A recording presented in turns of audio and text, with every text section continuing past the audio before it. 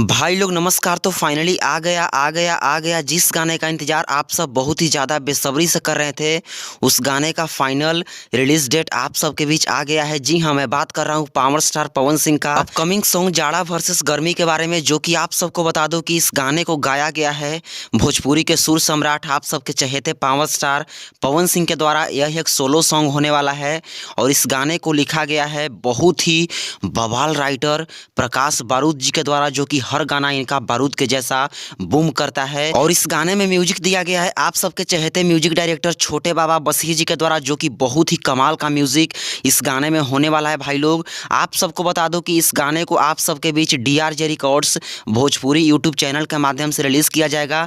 गाने को रिलीज कब किया जाएगा, तो आप सबके बीच इस गाने को 15 जनवरी यानी कि मकर संक्रांति के शुभ अवसर पर आप सबके बीच इस गाने को सुबह 6:45 पर DRJ records Bhojpuri YouTube channel के माध्यम से रिलीज कर दिया जाएगा।